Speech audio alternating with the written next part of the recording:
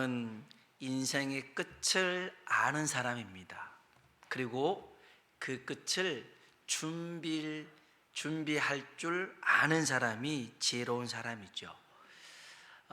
여러분 어떻습니까? 여러분 혹시 여러분의 죽음에 대해서 한번 생각해 보신 적이 있습니까? 내 마지막은 어떨 것 같을까? 그리고 만일 여러분이 죽는다면 그 여러분의 묘비에는 뭐라고 적을 것인가? 그 묘비에 적는 게 그 우리 인생을 함축해서 적어 놓은 거잖아요. 그렇기 때문에 내 묘비명은 뭐라고 쓸까? 한번 생각들 해봤으면 좋겠어요. 실제로 그 묘비명을 썼던 이들이 있는데요. 천상병이라는 시인은 묘비에 이렇게 적어놨어요. 나 하늘로 돌아가리라. 아름다운 이 세상 소풍 끝나는 날 가서 아름다웠더라고 말하리라. 시인다워요. 이 세상 소풍 끝내는 날, 소풍으로 인생을 묘사했던 것 같아요. 에멀리 디컨슨이라는 시인도 이렇게 씁니다. 돌아오라는 부름을 받았다. 돌아오라는 부름을 받았다. 그래서 그게 그 묘비에 써져 있어요. 중광 스님이라는 분이 계신데 이분이 화가입니다. 근데 그 묘비명에는 이렇게 적혀 있습니다. 괜히 왔다 간다. 진짜로. 그래서 찾아봤는데 진짜 써놨더래. 괜히 왔다 간다. 여러분, 우리 인생을 괜히 왔다 가면 안 되잖아요.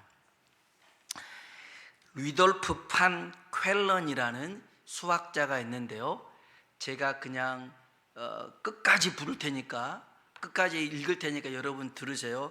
제가 없는 거 지어낸 거 아니에요. 그냥 있는 거 그대로 적어서 부를 테니까 한번 들어보세요. 이분의 묘비에는 이렇게 적혀 있습니다. 수학자예요. 3.14159652358979323846264338327950 이걸 묘비에 써놨어요. 3.14 원주일 해가지고 써놨는데 이걸 왜 이렇게 적어놨나 싶더라고요. 괴짜인 것 같아요. 조지 버나드 쇼라는 사람은 작가인데 이렇게 써놨습니다. 우물쭈물하다가 내 이럴 줄 알았지. 이렇게 써놨어요.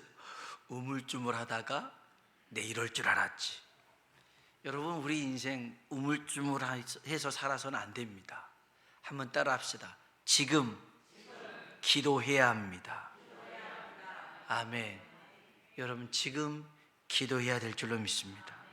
지금이 매우 중요합니다. 어떤 사람이 책을 읽다가 깨닫는 게 있었어요. 책에 그렇게 적혀 있었거든요. 세상에 3가지 소중한 금이 있는데 황금, 소금, 지금 적혀 있더래요. 황금의 가치가 있잖아요, 그렇죠? 그 소금이 또 얼마나 여러분 밥 먹을 때 소금 없으면 못 먹잖아요. 그리고 제일 중요한 게 지금 이 남자가 깨달아서 와이프한테 문자를 보냈단 말이에요. 여보, 세상에서 3가지 소중한 금이 뭔 줄 알아? 그랬더니 와이프가 답장이 왔어요. 지금, 현금, 입금, 돈 넣으라는 거죠. 참, 확 깨져가지고 남편이 그래도 착한 남편이라 다시 문자를 보냈어요. 방금 조금 입금 해놨어요. 방금 조금 입금 해놨대요. 참 남편 좋은 사람인 것 같아요. 하여간 여러분, 오늘 지금이 중요한데요. 요한계시록은 사도 요한이 노년에 pat모섬이라는 곳에 유배를 당합니다. 어느 주일날이었습니다. 성령님께서 그에게 임하셨습니다. 그가 성령의 감동이 되어서 장차 이루어질 일을 보게 됩니다. 듣게 됩니다. 그래서 이것을 기록하지요. 이래서 요한계시록이라고 얘기합니다. 여러분, 주일은 보통의 날이 아닙니다. 주일은 예수님이 살아나신 날인 줄로 믿습니다. 주일은요, 성령이 감동하신 날입니다. 그래서 하나님의 비전을 보게 하시는 날이죠.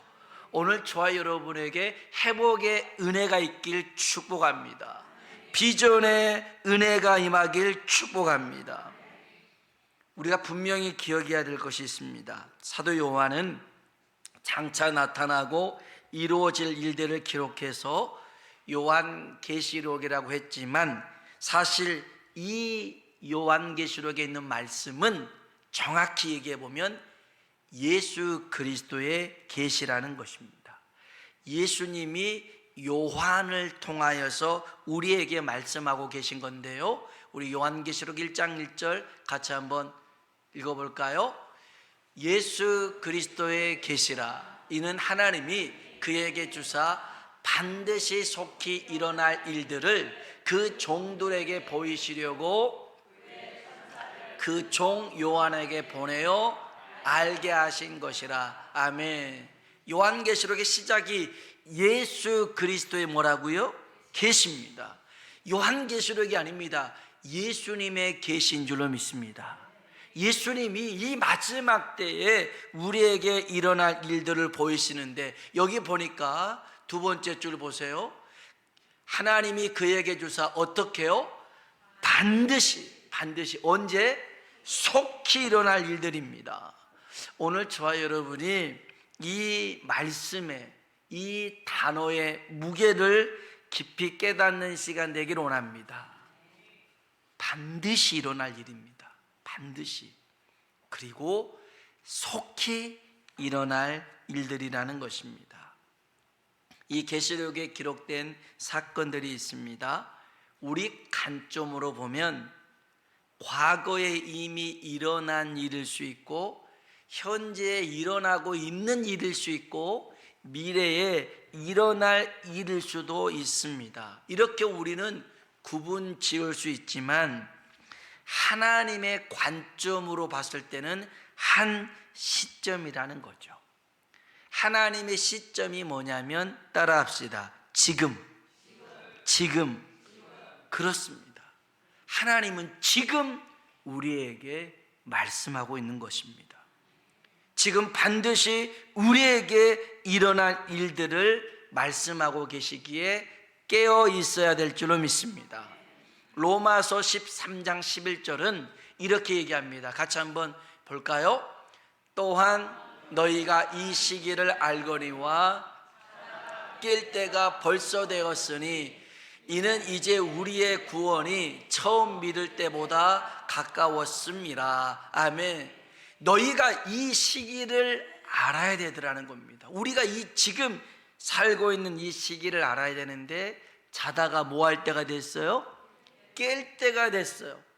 더 잠들어 있으면 안 돼요. 그런데 이때가 벌써 지나버렸어요. 우리의 구원이 처음 믿을 때보다 가까운 겁니다. 하나님의 때가, 종말의 때가, 주의 날이 임박했더라는 것입니다. 요한계시록 1장부터 3장까지는 소아시아 7교회에게 예수님이 하시는 말씀을 이렇게 사도 요한이 써서 보냅니다. 그리고 4장부터는 세상 모든 사람에게 주시는 말씀입니다. 계시록 5장에 보면 하나님 오른손에 두루마리가 있습니다. 책자입니다. 지금은 우리는 이런 책이지만 예전에는 이렇게 두루마리로 말려있는 책인데, 이 두루마리의 안쪽과 바깥쪽에 글씨가 빼곡히 적혀 있습니다. 그런데 이 두루마리는요, 임봉이 되어 있습니다. 자물쇠가 잠겨져 있는 겁니다. 무려 7개나 있습니다. 이 7개의 임봉, 그 자물쇠가 있는데, 이것을 열 사람이 없습니다. 이 임봉을 뗄 사람이 없습니다. 이 두루마리에 기록되어 있는 하나님의 말씀을 알아야 되는데, 이것을 열 수 있는 일이 없어요. 열 수 있는 사람이 없어요. 그래서 사도 요한이 엉엉 웁니다. 이거 있으면 뭐합니까? 이걸 알아야 되는데 이걸 열 수 있는 방법이 없으니 어떻게 하면 좋습니까? 라고 울고 있을 때에 하나님 보좌 주위에 24 장로의 의자가 있는데 그 중에 장로 한 사람이 그럽니다. 울지 말아라. 하나님의 어린 양 예수 그리스도께서 이 7인을 떼시리라 그럽니다. 여러분, 7인을 뗀다라고 하는 것은 이제 마지막 일들이 나타날 것에 대한 것뿐만 아니라 세상 종말, 세상 끝을 의미하는 것입니다. 이제 이후에 예수님이 이 7인을 하나, 둘, 셋 떼기 시작합니다. 6째 인을 뗄 때까지는요, 그 보면 전쟁이 일어나고 기근이 일어나고 세상이 심판을 받는데 속전속결로 심판을 받습니다. 7째 인을 뗄 때입니다. 그런데 7째 인을 뗄 때 7명의 천사가 등장합니다. 그리고 7명의 천사가 나팔을 가지고 있습니다. 나팔은 어떤 사람들에게 위험을 알리는 신호이기도 하고 깨어 있으라고 하는 의미이기도 하는데요, 이 7명의 천사가 7 나팔을 가졌습니다. 그래서 첫째, 둘째, 셋째, 넷째 나팔을 붑니다. 순차적으로 붑니다. 땅과 바다와 강과 하늘의 자연재해로 인하여서 3분의 1이 다 사라지는 심판을 받습니다. 이후로 5번째, 6번째, 7번째 나팔을 붑니다. 이것으로 세상이 종말될 것 같은데 그 뒤에 보니까 또 7명의 천사가 하나님의 진노 7대접을 땅에 쏟습니다. 하나, 둘, 셋, 넷 이렇게 됩니다. 제가 이 말씀들을 쭉 보면서 깨닫는 게 있습니다. 하나님이 세상 종말에 대해서, 우리에 대해서 카운트다운을 세고 있습니다. 내가 세상을 열세고 세상을 심판할 거야, 세상을 없애버릴 거야, 이렇게 하시면서 숫자를 세십니다. 하나, 둘, 셋, 넷, 7, 8, 9, 10 하고 심판하셔야 되는데 하나님 그렇게 하지 않습니다. 9, 우리가 잘 아는 게 뭐예요? 9 반, 9 반의 반, 9 반의 반의 반 이렇게 하고 계십니다. 하나님이 바로 심판하지 않으시더라고요.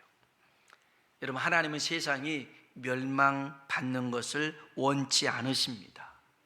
할 수만 있다면 한 사람도 빠짐없이 모든 사람이 구원받기를 원하시는 줄로 믿습니다.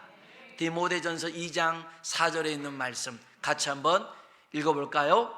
하나님은 모든 사람이 구원을 받으며 이르기를 원하시느니라. 아멘. 하나님은 어떤 사람이요? 모든 사람이 구원받기를 원하시는 줄로 믿습니다. 하나님은 세상을 심판하시고 멸망하길 원하시는 분이 아니라 구원받길 원하시는 분입니다. 그래서 지금도 우리에게 뭘 주시고 계시느냐? 기회를 주고 계십니다. 심판하시기 전에 숫자를 늦춰가면서 기회를 주고 계십니다. 문제는 그럼에도 믿지 않는 사람들이 있습니다. 오늘 우리가 읽었던 요한계시록 9장에 나오는 5번째 나팔을 부는 천사들이 있습니다. 이 천사들은요, 믿지 않는 사람들에 대한 심판을 예고하고 있습니다. 우리 9장 4절에 있는 말씀 같이 한번 읽어봅시다. 그들에게 이르시되 땅에 풀이나 푸른 것이나 수목은 해하지 말고 오직 이마에 하나님을 인침을 받지 아니한 사람들만 해하라 하시더라. 아멘. 하나님의 인침을 받지 않는 사람들, 믿지 않는 사람들에게 주어지는 심판을 예고하고 있습니다. 여러분, 우리는 하나님의 선택, 예수님의 구속, 성령의 인치심으로 말미암아 하나님의 자녀가 된 줄로 믿습니다. 하나님의 선택을 예정이라고 합니다. 하나님은 이미 우리를 창세 전에 예정해 두셨습니다. 그리고 예수 그리스도를 이 땅에 보내서 우리의 죄를 위하여 죽게 하시고 우리를 구원하신 줄로 믿습니다. 구원받는 우리를 성령님이 인쳐 주셨습니다. 이걸 뭐냐면 우리를 보존해 주신 겁니다. 그래서 신학적인 그 용어 중에 하나가 뭐냐면 성도의 견인이라는 거에 있습니다. 견인. 우리가 견인하면 차를 끌고 가는 거잖아요. 성령님이 하시는 역할이 뭐냐면 우리를 견인해 가십니다. 우리를 지키시고 보존해 가시면서 우리를 저 천국까지 인도해 가시는 분이 성령님이신 줄로 믿습니다. 로마서 8장에 보면 성령님은 우리 안에서 하나님을 향해 뭐라고 부르게 하냐면 아빠, 아버지라고 부르게 하십니다. 우리 한번 로마서 8장을 한번 볼까요? 14절입니다. 로마서 8장 14절 없나요? 우리 한번 읽어봅시다. 무릇 하나님의 영으로 인도함을 받는 사람은 곧 하나님의 아들이라. 아멘. 하나님의 영, 성령으로 인도함을 받는 사람이 곧 하나님의 아들이라는 겁니다. 자녀입니다. 그 다음에요, 읽어봅시다. 너희는 다시 무서워하는 종의 영을 받지 아니하고 양자의 영을 받았으므로 우리가 아빠, 아버지라고 부르짖느니라. 아멘. 우리는 하나님을 주인님이라고 부르지 않습니다. 하나님을 뭐라 불러요? 아버지라고 부릅니다. 그렇게 부를 수 있도록 우리 안에서 성령님이 역사하시더라는 것입니다. 우리는 하나님을 아버지로 부를 뿐만 아니라 저 천국을 상속받는 유업으로 받는 상속자입니다. 그 다음 볼까요? 성령이 친히 우리의 영과 더불어 우리가 하나님의 자녀인 것을 증언하시나니 자녀이면 또한 상속자 곧 하나님의 상속자요 그리스도와 함께한 상속자니 우리가 그와 함께 영광을 받기 위하여 고난도 함께 받아야 할 것이니라. 아멘. 우리는 하나님의 자녀입니다. 자녀는 뭐라고요? 상속자입니다.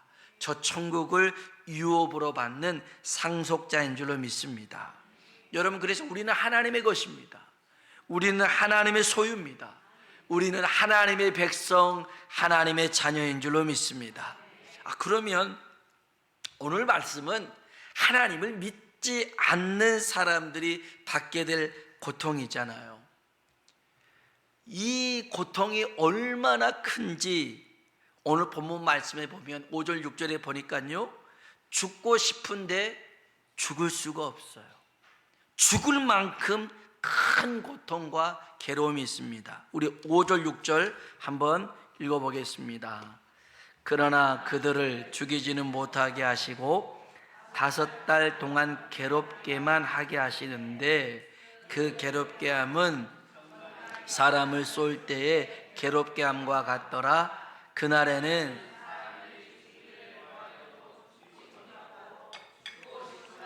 죽음이 그들을 피하리로다. 아멘. 죽고 싶은데 죽을 수가 없어요. 죽을 만큼 너무 힘든데 안 죽어요. 여러분, 이 고통을 아십니까? 정갈이 쏜다라고 하는데 사실 우리는 정갈을 못 보잖아요. 정갈 흔하지 않잖아요.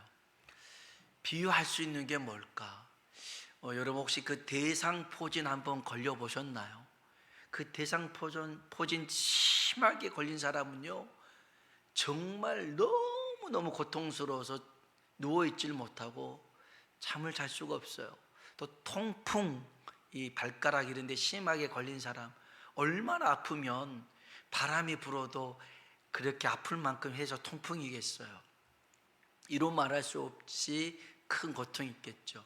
저는 초등학교 때 제가 기를 혼자서 후볐어요. 지금은 면봉 그런 게 있지만 옛날에는 그 쇠로 된 거 있잖아요. 그런 걸 이렇게 오른쪽 이렇게 후볐어요. 하다가 뭘 건드렸나 봐요.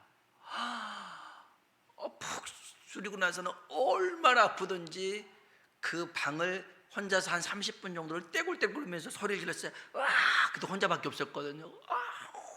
막 소리를 질렀어요. 너무 아프더라고. 너무 아파. 근데 집에 아무도 없었고 그렇게 한 30분 소리 지르다가 울다가 진정이 돼가지고 그냥 조용히 끝났어요. 근데 지금도 양쪽 귀의 청력이 좀 다른 것 같아요. 그래서 제가 전화를 오면 항상 왼쪽으로 받아요. 오른쪽은 잘 안 들려요. 그때 후유증이 아닐까라는 생각이 드는데, 여튼 이 정갈이 쏠 만큼의 고통을 믿지 않는 자들이 받게 된대요. 말기 암 환자들이 겪는 고통일 수도 있을 것 같아요. 사랑의 교회 옥하는 목사님이 2010년 폐암으로 돌아가셨거든요. 근데 한 3년 투병을 하셨던 것 같아요. 이분은 목사님이잖아요. 한국교회 큰 거목 아닙니까? 교회도 크게 풍식했던 분이신데 죽음에 대한 두려움은 없었어요. 저 천국에 대한 소망의 확신은 있었는데, 글쎄 이 암이 주는 고통이 견딜 수가 없더라는 거예요. 너무너무 힘들어서. 그래서 이 고통에서 벗어나고 싶어서 그 진통제 비슷한 것들 뿐만 아니라 그런 침 같은 것도 맞으려고 했던 게 뭐냐면, 나으려고 한 게 아니라 이 진통을 줄여보고 싶은 마음이었다고 얘기를 하셨어요. 근데 이 고통이 이루 말할 수가 없어요. 오늘 분명 얘기합니다. 하나님의 이마에 하나님의 인침을 받지 않는 사람들은 이때에 죽고 싶으나 죽지도 못할 만큼 큰 고통을 당하게 되더라는 것입니다. 끔찍한 고통입니다.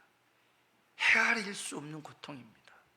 물론 5달이라는 한정적인 게 있는데 이게 견딜 수가 없는 것입니다.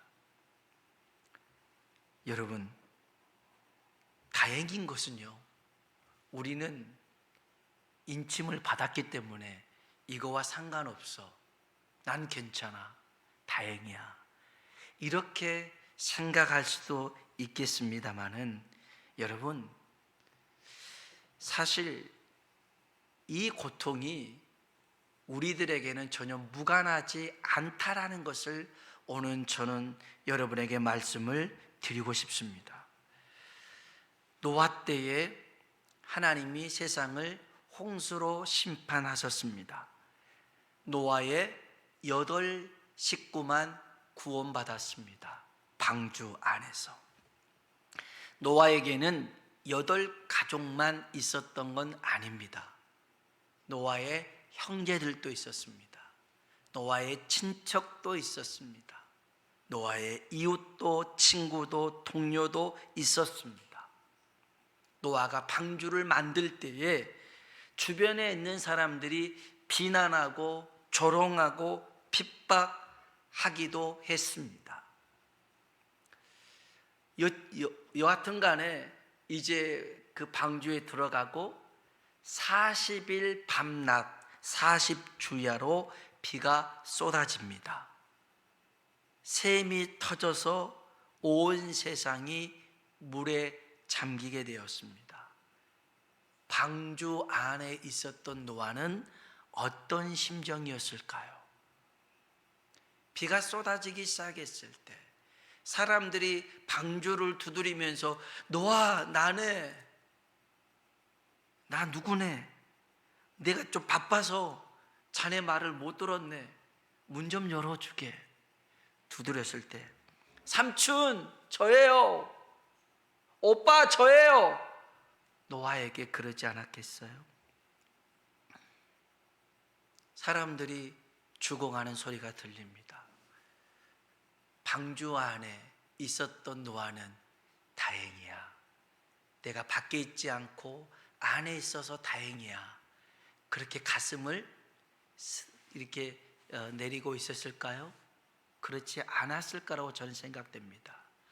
아마 노아는 그 방주 안에서 가슴을 치며 울었을 것 같아요. 울고 또 울고 또 울었을 것 같아요. 하나님은 어떠실까요? 하늘에서 비를 내렸습니다. 샘을 터뜨려서 물을 나게 했습니다. 어느 순간 성경을 보니까 하늘에서 내리는 비는 하나님의 눈물이었을 것이고, 땅에서 터진 샘은 하나님의 눈물샘이 터졌을 것입니다. 하나님도 울고 노아도 울고 모두 다 울게 된 일들이 노아의 홍수 심판이었습니다. 근데 이 얘기는 이렇게 끝나지 않을 수 있었습니다. 정말입니다. 창세기 7장 4절 한번 볼까요? 창세기 7장 4절 한번 같이 한번 읽어보도록 하겠습니다. 지금부터 7일이면 내가 40주야를 땅에 비를 내려 내가 지은 모든 생물을 지면에서 쓸어버리리라. 아멘. 따라합시다. 지금부터 7일이면. 아멘. 하나님이 카운트다운을 시작했습니다. 지금부터 7일. 7일 전에 말씀하신 겁니다. 7장에서 하나님이 그럽니다. 1절부터 보면 하나님이 말씀하신 대로 정결한 짐승 7쌍과 또 부정한 짐승 2쌍들을 다 방주 아래 집어넣어라 이렇게 합니다. 그래서 노아가 이렇게 다 집어넣습니다. 7일 동안. 근데 성경에는 기록되어 있지 않았지만 7일 동안 짐승을 방주 안에 집어넣으면서 노아는 다른 사람들은 집어넣을 생각 안 했겠어요? 짐승들 찾아가고 부르고 막 이러면서 다른 사람은 안 찾아갔겠어요? 다른 사람도 찾아갔겠죠. 앞집에 김서방, 뒷집에 박영감 다 가서 얘기했겠죠. 지금부터 7일이라네. 하나님이 세상을 심판하신다네. 그러니 어서 나랑 같이 저 방주로 들어가세요. 6일 남았네.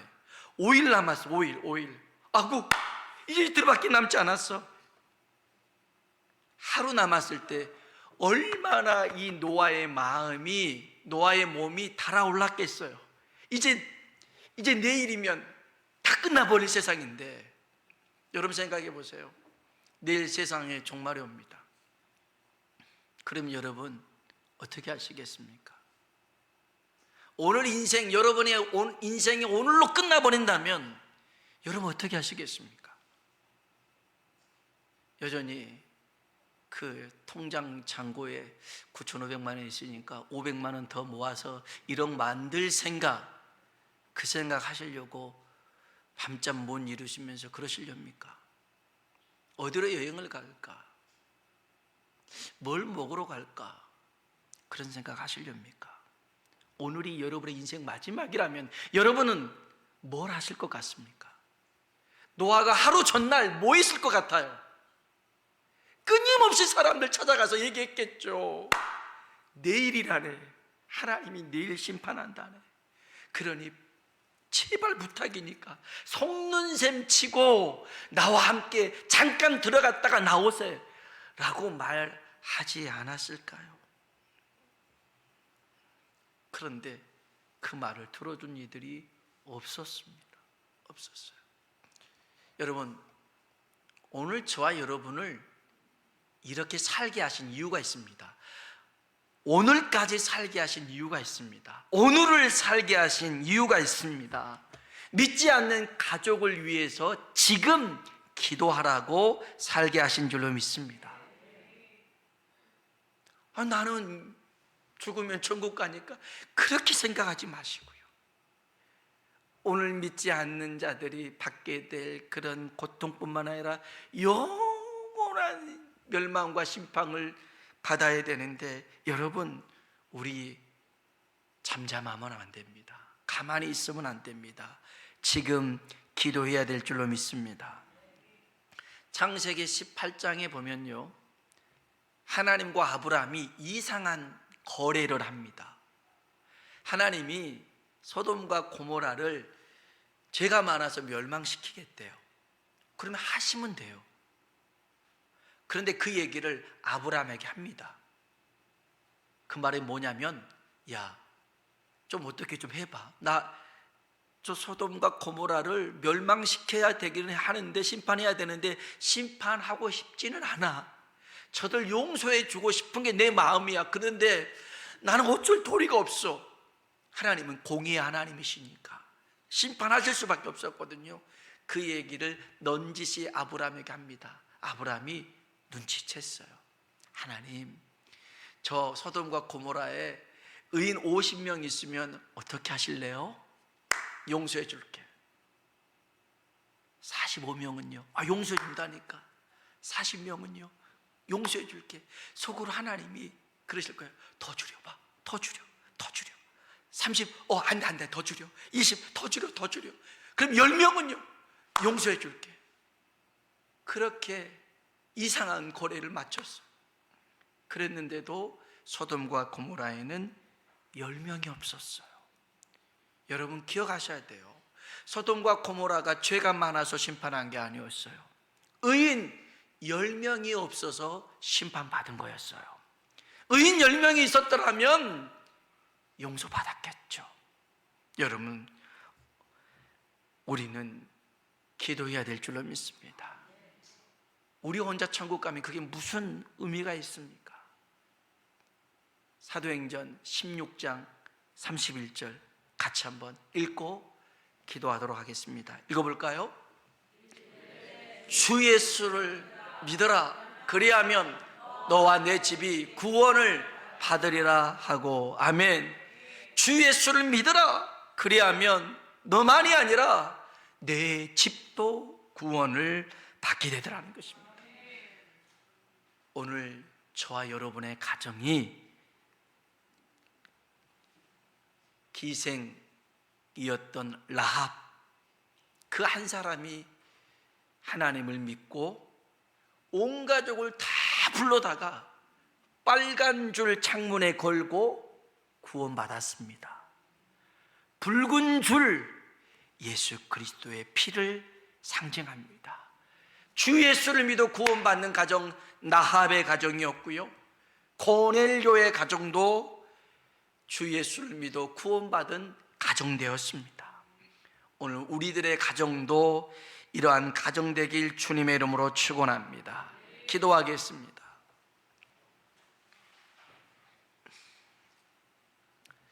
여러분, 우리는 하나님이 지금이라